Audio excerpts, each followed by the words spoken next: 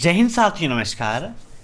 जिनका भी आज ट्रिपल सी का एग्ज़ाम है उन्हें अभय एक्सेल कंप्यूटर की तरफ से हार्दिक शुभकामनाएं। All the best, best of luck. आप सभी का एग्ज़ाम बहुत अच्छा हो और सभी लोग एस ग्रेड से ट्रिपल सी का एग्ज़ाम टॉप करिए। दोस्तों, एग्ज़ाम के बाद क्वेश्चंस आप हमें ज़रूर सेंड करिएगा ताकि उन क्वेश्चंस को हम अपनी क्लासेस में डिस्कस कर सकें और नेक्स्ट डे जिनका भी एग्ज़ाम रहे उनके एग्ज़ाम में काफ़ी हेल्प हो सके। और एग्ज़ाम से पहले आप ट्रिपल सी की 1100 प्रश्नों की महामैराथन क्लास को जरूर देख लीजिएगा। साथ ही साथ जिन्हें भी ई बुक की आवश्यकता है, वीडियो के नीचे 2000 क्वेश्चंस की पीडीएफ की लिंक दी गई है, वहां से आप पीडीएफ को डाउनलोड कर लीजिए और अपनी तैयारी को बेहतर बना लीजिए। साथ ही साथ ट्रिपल सी की बेहतर तैयारी के लिए विजिट कीजिए आपकी अपनी वेबसाइट www.abhaexcel.com, जहां पे मिलेगा आपको ट्रिपल सी का complete study material, triple C का mock test, e book and PDF, जहां पर 2000 क्वेश्चंस की पीडीएफ और 1000 क्वेश्चंस की पीडीएफ आपको मिल जाएगी, जिसकी लिंक वीडियो के नीचे भी दे रखी है। वहां से आप डाउनलोड करिए और अपनी तैयारी को बेहतर बनाइए। तो टाइम वेस्ट ना करते हुए चलिए शुरू करते हैं आज की एक क्लास, क्योंकि सीधी बात नो बकवास, यही है अभय एक्सेल की class. Let's begin in this topic.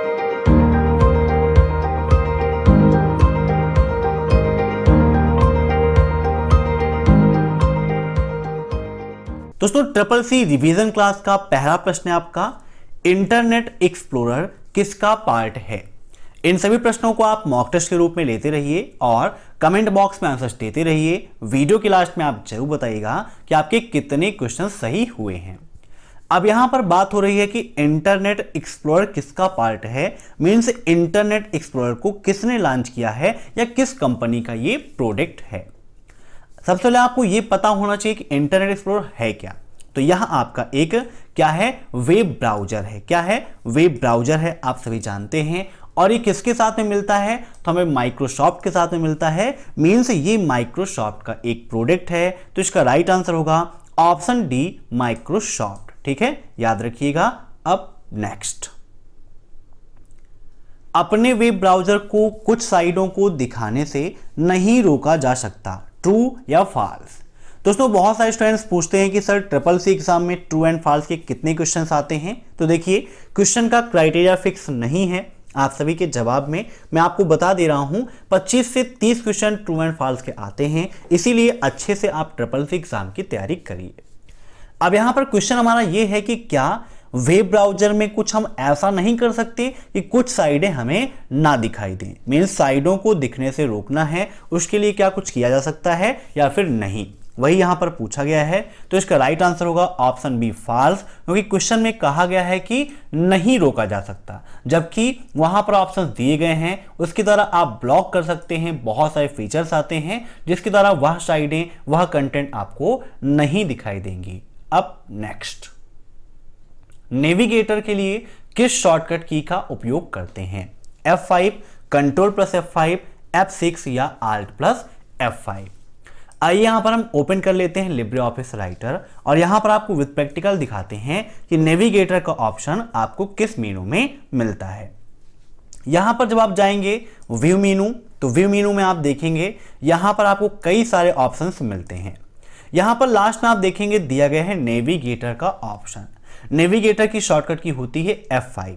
दोस्तों, राइटर और कैल्क में नेविगेटर की शॉर्टकट की अलग होती है और इंप्रेस में अलग होती है, इसीलिए कंफ्यूजन आपको नहीं होना है। आपको क्लियर करना है कि कहां पर पूछा गया है और ऑप्शन में क्या क्या दिया गया है।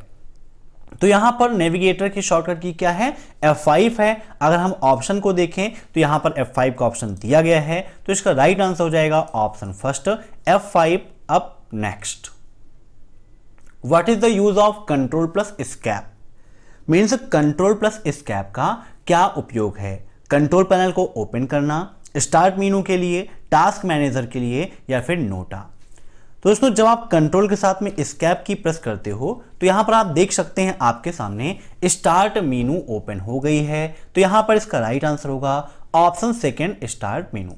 इसके अलावा कीबोर्ड से आप विंडो की प्रेस करके भी स्टार्ट मेनू को ओपन कर सकते हैं। अब नेक्स्ट, हॉटमेल किसका पार्ट है, बताइए।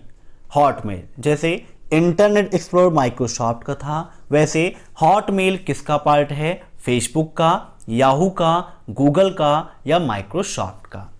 अगर हम बात करें गूगल का, तो गूगल का मेल में है जीमेल। क्या होता है? जीमेल। वैसे ही हॉटमेल आपका माइक्रोसॉफ्ट का पार्ट है। Option D is right. अब नेक्स्ट, किसी वेब पेज की पिक्चर, ग्राफिक या लिंक जैसे अवयवों को भी सेव किया जा सकता है। क्या किसी भी वेब पेज में जो पिक्चर्स हैं, ग्राफिक्स हैं या लिंक हैं, ऐसा जो एलिमेंट्स है, क्या उसे हम सेव कर सकते हैं? तो जी हां, बिल्कुल सही है। Option first is true. ठीक है। अब नेक्स्ट, ब्राउजर में नई टैब ओपन करने के लिए किस शॉर्टकट की का उपयोग करते हैं? बताइए। यदि ब्राउजर के अंतर्गत आप चाहते हैं एक नई टैब ओपन करना, तो उसके लिए किस शॉर्टकट की का उपयोग करते हैं? ट्रिपल सी एग्जाम में वेब ब्राउजर से भी काफी क्वेश्चन पूछे आते हैं, तो यहां पर इसका राइट आंसर होगा ऑप्शन फर्स्ट, Ctrl+T। ठीक है। अब नेक्स्ट, ईमेल में भेजे गए संदेशों को ईमेल क्लाइंट मैनेज करता है। क्या ईमेल में जो संदेश भेजे गए हैं या ईमेल के द्वारा जो मैसेज भेजे जाते हैं, उनको मैनेज करने का काम ईमेल क्लाइंट करता है? तो बिल्कुल सही है। अब ट्रिपल सी एग्जाम में ईमेल का फुल फॉर्म भी पूछा जाता है, तो बताइए क्या होता है ईमेल का फुल फॉर्म? तो ईमेल का फुल फॉर्म है इलेक्ट्रॉनिक मेल। क्या होता है? Electronic mail. नोट कर लीजिएगा, काफी इंपॉर्टेंट है। अब दोस्तों, ईमेल से एक क्वेश्चन ये पूछता है कि भेजी गई मेल कहां पर स्टोर होती है? तो जो मेल हम भेजते हैं, भेज चुके होते हैं, वह सेंट बॉक्स में स्टोर होती है। कहां पर? सेंट में भेजी गई मेल स्टोर होती है। एक क्वेश्चन ये पूछता है कि प्राप्त हुई मेल कहां पर होती हैं? तो प्राप्त हुई मेल आपको इनबॉक्स के अंतर्गत मिलती हैं। ठीक है। एक क्वेश्चन इसी से संबंधित और पूछा जाता है ट्रिपल सी में कि डिलीट की गई मेल कहां पर स्टोर होती है? तो डिलीट की गई मेल ट्रैश बॉक्स में स्टोर होती है। कहां पर? Trash box. ट्रैश बॉक्स में कितने दिनों तक मेल स्टोर रहती है? तो मैक्सिमम 30 दिनों तक स्टोर रहती है। 30 दिनों के बाद ऑटोमेटिक वो सेव हो जाती है। ठीक है। तो जब भी आप वीडियोस को देखिए, साथ में एक नोटबुक और पेन जरूर रखिए, ताकि जो पॉइंट्स मैंने आपको बताया है उनको आप नोट कर सकें और आसानी से रिवाइज कर सकें। अब नेक्स्ट, एआई के पिता हैं। बताइए, एआई के पिता कौन हैं? मार्क एंडरसन, जैकर, चार्ल्स बेबेज या जॉन मैकार्थी? बताइए, एआई के पिता कौन हैं? एआई का मतलब आर्टिफिशियल इंटेलिजेंस, और एआई के पिता कौन हैं? जॉन मैकार्थी हैं। आर्टिफिशियल इंटेलिजेंस का मतलब होता है कृत्रिम बुद्धिमत्ता, जिसके अंतर्गत मशीनों को बुद्धिमान बनाने का काम हो रहा है, ताकि मनुष्यों को और आसानी हो, उनको काफ़ी आधुनिक चीज़ें मिलती रहें। जैसे कि आप देखते हैं गूगल असिस्टेंट को, आप उससे चाहें बात कर सकते हैं, आप उससे कहेंगे कि चुटकुला सुनाइए तो चुटकुला आपको सुना देगा। उससे आप किसी टॉपिक के बारे में बोलेंगे तो उस टॉपिक को सर्च करके आपको दे देगा। अगर उससे आप पूछेंगे कि आप मेल हो या फीमेल हो, तो आपको बताएगा कि मैं एक एआई मशीन हूं, ना मेल हूं और ना ही फीमेल हूं। ठीक है। तो नोट कर लीजिएगा, काफी इंपॉर्टेंट है। अब नेक्स्ट, चल रहे प्रेजेंटेशन को किसके द्वारा रोका जा सकता है? बताइए। यदि कोई प्रेजेंटेशन आपका चल रहा है और उस प्रेजेंटेशन को रोकना चाहते हैं, तो उसके लिए हम किसका उपयोग करते हैं? एस्केप का, एंड का, एग्जिट का या F3 का? तो इसका राइट आंसर है ऑप्शन फर्स्ट, एस्केप। ठीक है। एस्केप की का हम उपयोग करते हैं। डेबिट कार्ड क्या है? Card made of plastic, means एक ऐसा कार्ड जो प्लास्टिक का बना होता है। Can also be used in ATM, जिसका उपयोग हम ATM में कर सकते हैं। Need to have money to use it, money को रखने के लिए भी इसका उपयोग करते हैं, मीन्स इसके अंदर मनी रहती है या इसके द्वारा हम मनी को प्राप्त कर सकते हैं। तो इसका राइट आंसर होगा all of the above. Option D is right. अब नेक्स्ट, Amazon किसके अंतर्गत आता है? B2B, C2B, B2C या B2G?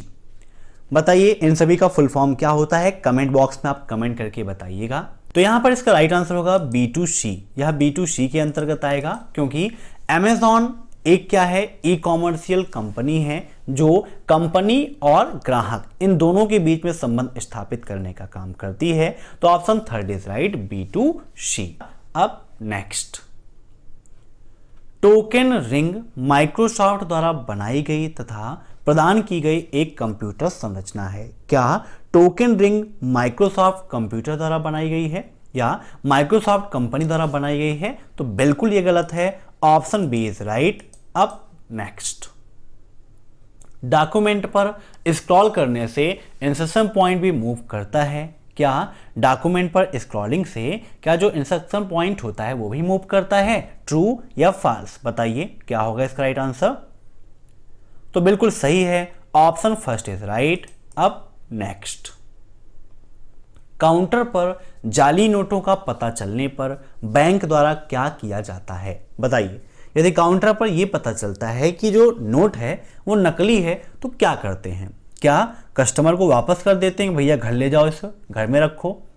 नोट को असली नोट से बदल दिया जाता है कि भैया लाइए ये नकली है, इसे हमें दे दो और असली वाली हमसे ले जाओ? या फिर खाते में जमा कर दिया जाता है या जब्त करके रसीद दे दी जाती है?